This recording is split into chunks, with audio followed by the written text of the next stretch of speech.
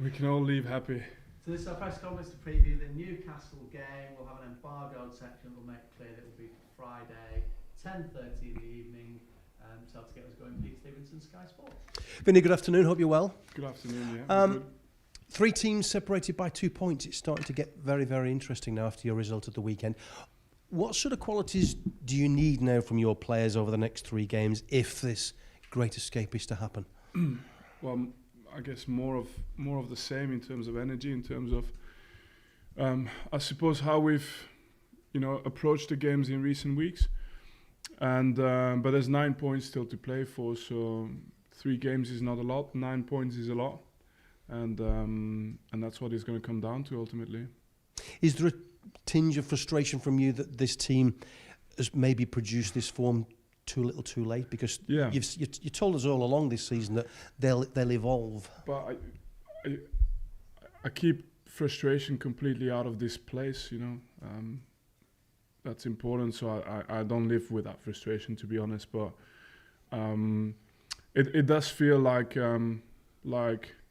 we'd be happy for the league to continue. We'd be happy to play more games this season. That's not the case, but yeah, I mean it's still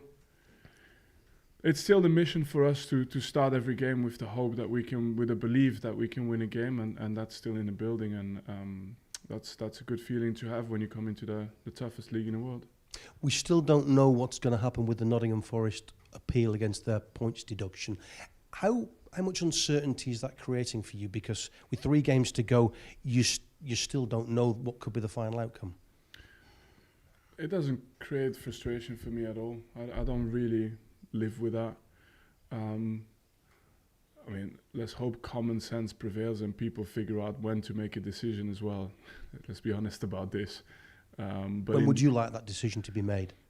No, the only thing is, like I said, I mean, it's common sense. The last game of the season is Forest v Burnley.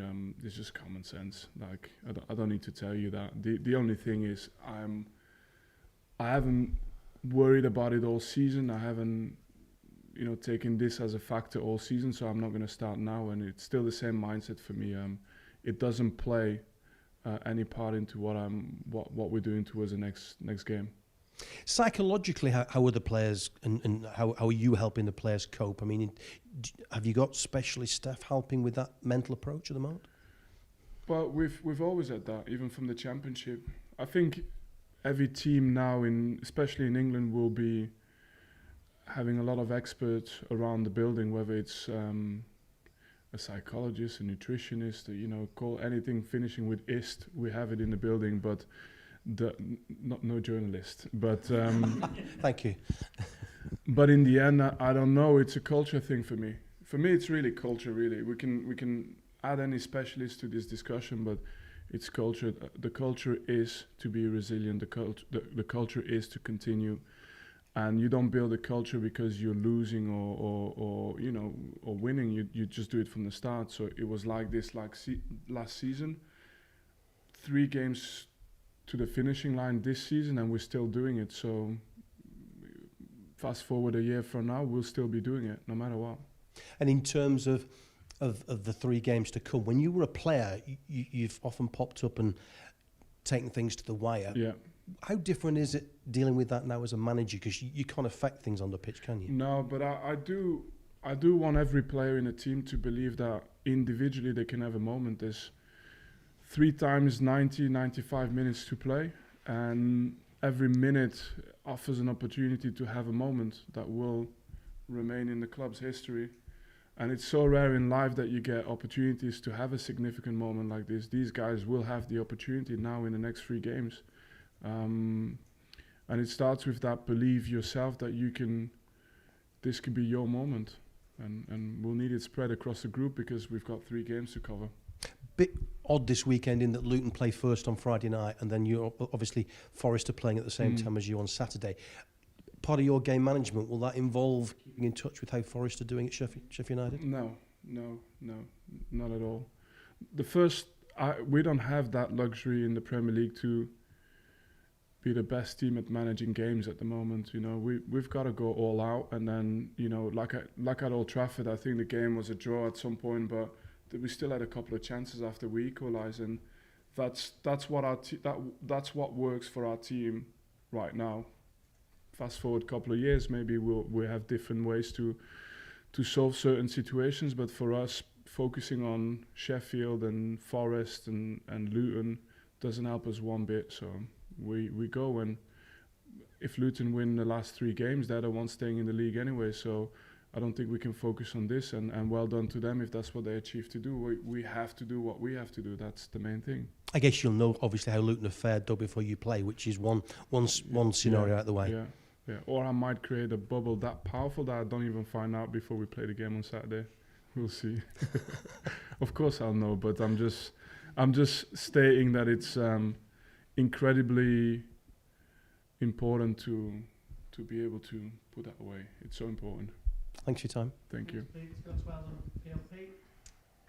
Can we just start with some team news ahead of the weekend and an update on Luca Collio's show? No update at the moment. He was in the building with a smile today, so I don't need to ask the medical staff what that means. It looks like he was in a good place today. But we're running out of time, so we'll see. But no further update. Burnley have won the lowest share of their points at home so far this season. How much does your survival in the league depend on taking something from the 2 games that you have in this last 3? We still have 2 out of 3 games at home, so we've played 1 less game at home than we have away this season. So I hope we can balance it out in that way. And as well, it's not. I said it before because it's not been a case of that at home we just haven't had a chance. We've been close so many times, but it's clear that on Saturday we have to be close again, and then we have to be even more than that. Try and be able to take points, and it's a tough ask, but it's not like at home we haven't been really difficult to play against. It's just not always landed inside the post, unfortunately. That last game against Newcastle back in September seems a long time ago now. Yeah. Like we said, you've come into form now. How good an opportunity is this to rewrite the club's history against Newcastle? I think it's as big an opportunity as you get. Getting to the wire and having something to play for. I think that's one of the most powerful things you can do in this game. Every season I feel needs to matter, and you can make it matter by doing something special in the next 3 games. You have to believe, and also it's not just in our hands. Like I said, if Luton win the next 3 games, then fair play to them. But in the end, we've still got 9 points to play for, and that's a lot of points. Thank you. Let's go to Shimon, BBC Sport. Hi there. Hi, Billy. Have you experienced a season like this where there's a chance of winning all 3 games, that you might stay up, but then having that clawed away if Forest get some points back? Where were you during COVID? I've experienced better than that. The season, mid-season getting stopped and someone getting handed the trophy. So like in Belgium, we're pretty good at inventing complete rules that are completely out of the blue. So that happened quite a few times in Belgium, and it's not the first time I would see something surreal happening like this, but at the same time, I don't have one negative thought towards next season, no matter what. Like, I know next season is going to be a positive season. If we're in the Premier League, it's going to be a positive season. And in the worst case scenario, it's still going to be a positive season. So I don't think the journey of this club is depending on just that decision. But when you have an ambition which is to be a Premier League team, this is too big an opportunity for us to think about anything else. You mentioned last week or a couple of weeks ago that people have already written you off, but now it's just 2 points away from safety. Where would it rank in your sort of career highlight if you were to keep Burnley up this season? In my managerial career, this would be the best. Yeah, by far. Even better than last season's achievement? Yeah. Just explain why.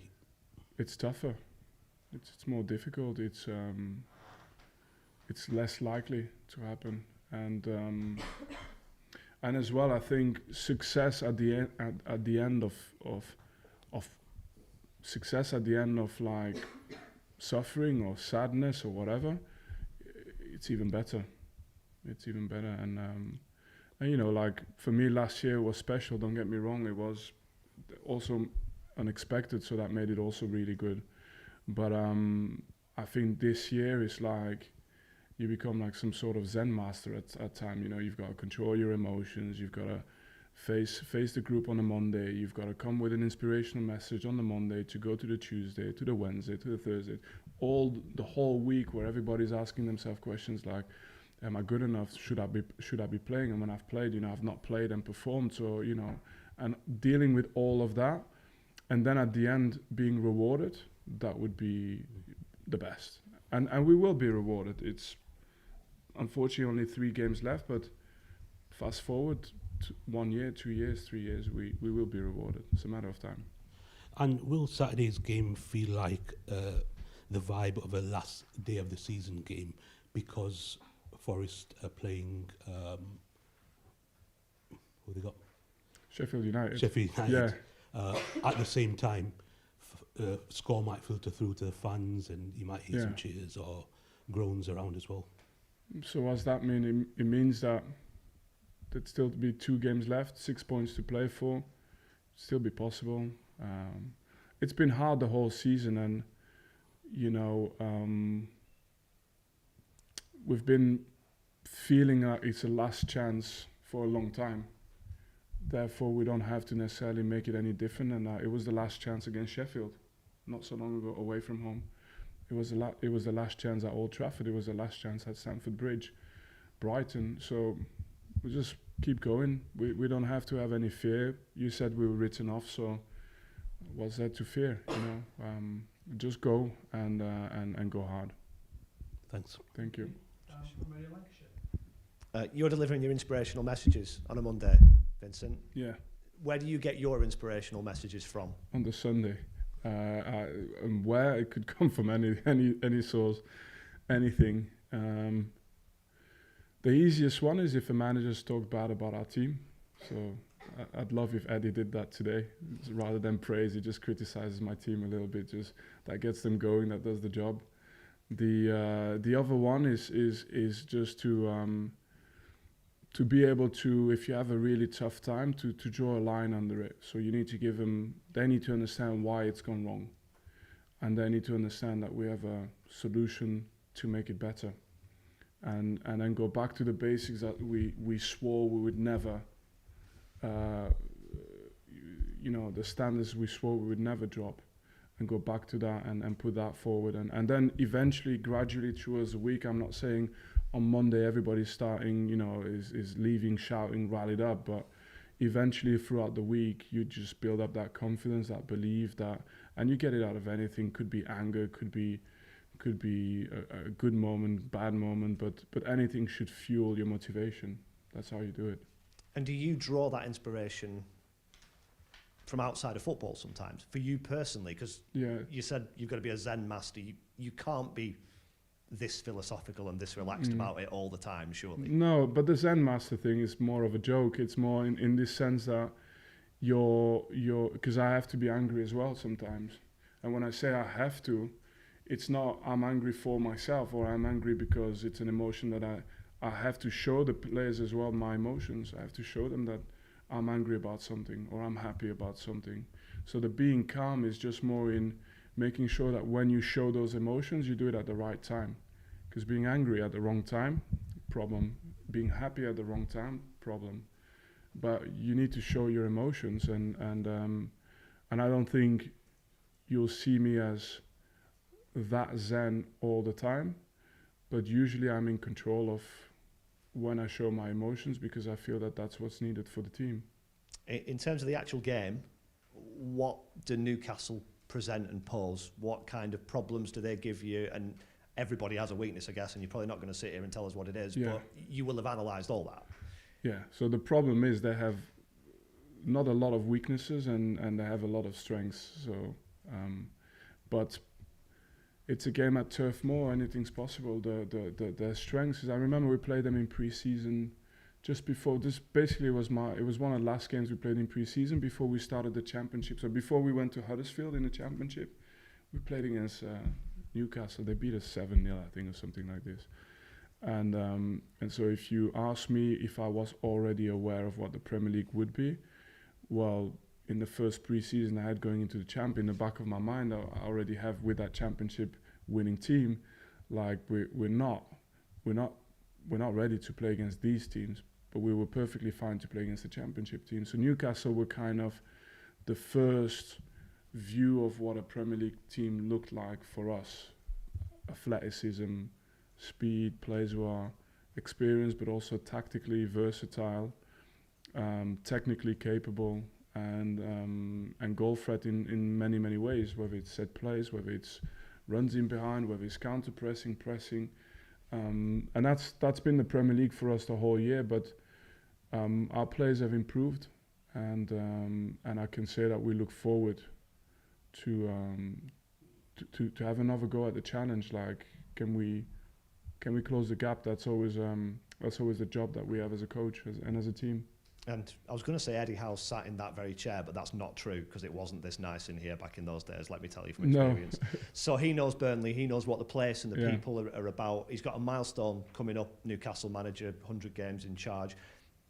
What kind of an impact has he had on that club and on the Premier League as a manager? Well, he's been, like you said, in this position for many years, right? So doing it with Bournemouth in itself, everything he achieved with Bournemouth in itself will already command the respect of all his peers. That's for sure. And then the second thing is, when you go and take a job like Newcastle,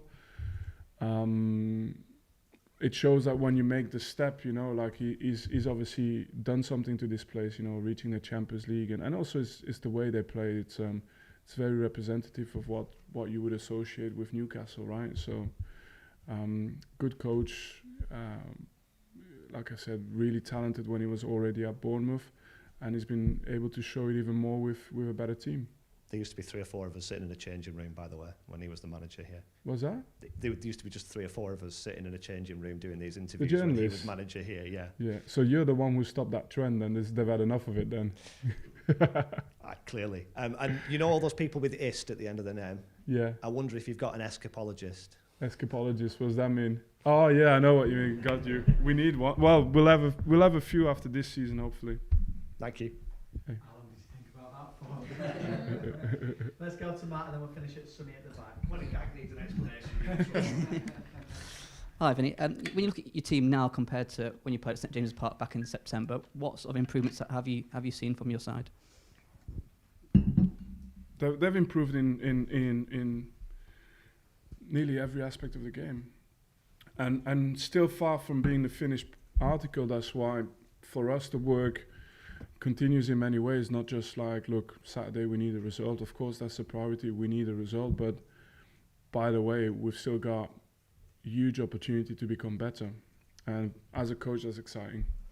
Can I ask you about Vitinho? Last few weeks he's played in various different positions. Yeah. How useful is that to have that flexibility from a player? That's him summed up, attitude, impeccable, work rate, speed, athleticism, and it was really, it was already important doing that for us last year in the championship, but I think his physical profile has enabled him even to adapt to the Premier League, and even in that league he's giving us so much, and we're still pushing so that his final output maybe gets him over that next step, but he's giving us he's the type of players I think clubs can be really proud about. Fans can get behind. It doesn't matter whether he scores or not, you'd get behind him. So we've got to Sonny, PA Media, just for the last one in the open section. Hi Vinny, with the upturn in form over the last obviously couple of months, have you seen a different sort of attitude and confidence in your team that you probably didn't see before? No, that's the impressive part about my team, that we've actually been like this even when we had no success, when we had success results. They've been exceptional in that sense, and we might not come out winners at the end of this season, as in like, you know, winning trophies and stuff like this. But what I've seen in terms of how the group has behaved is giving me confidence for how much success they will have in the future. And from a defender's standpoint, defensive performances have improved as well. So how good has it been to see that come to fruition as well?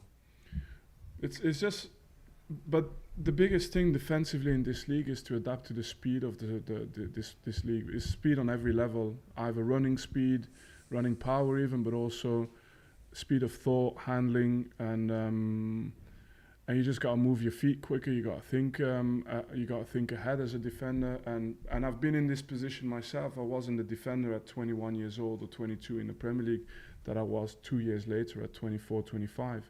So nobody called me dominant when I was 22. And these guys are going through it, but they're certainly adapting well. And the next 3 games are big tests because you have to do it in big moments as well. We'll witness what we'll witness. It's something that I'm actually impatient in terms of that. I want them to get through this period. I want them to get the learnings out of it, but also the rewards out of it. And lastly, Newcastle, they've been scoring at will over the past sort of 3 games as well, 9 in the last 3. How much of a challenge will it be to sort of bring them defensive performances from your last 5 games into this one? That's almost the stuff that you have to respect the attacking capabilities that they have, but at the same time, it's going to be Saturday at Turf Moor. It's a different day, it's different opponent, anything can happen. That should be the mindset, and we've played good players all season. Why start to overthink it now? If they're better than us, well done. If not, we need to make sure we're the best we can be. Thank you. Tony. Okay,